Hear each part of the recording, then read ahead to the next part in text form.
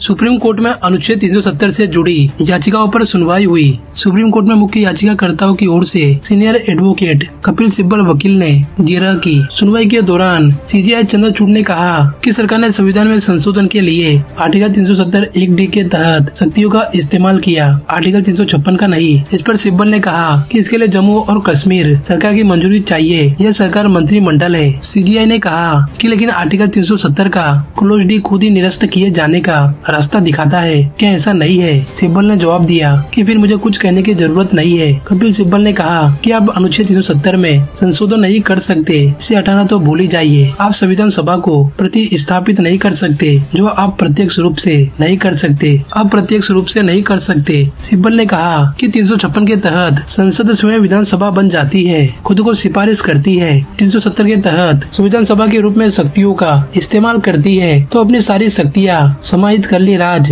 या विधायिका संसद संविधान सभा और खुद को ही मंजूरी दे दी। सीजीआई ने पूछा कि आपके अनुसार जे एंड के संविधान सभा खत्म हो गई तो आर्टिकल 370 को निरस्त करने की शक्ति भी खत्म हो गई। इस पर सिब्बल ने कहा कि मैं उतना दूर नहीं जाऊंगा, मुझे लगता है कि कुछ शक्ति उपलब्ध है, शायद अनुच्छेद 368 में। सीजीआई चंद्रचूड़ ने फिर याचिकाकर्ताओं की दलील आर्टिकल 370 एक अस्थायी प्रावधान है पर और क्लैरिटी चाहिए। सीजीआई ने कहा कि इसे पार्ट 21 में टेम्पररी प्रोविजन की तरह क्यों रखा गया। सीजीआई ने कहा कि 370(3) में ही निरस्त किए जाने की शर्तें हैं। सिब्बल ने कहा कि ऐसा संविधान सभा की सिफारिश पर ही होना चाहिए।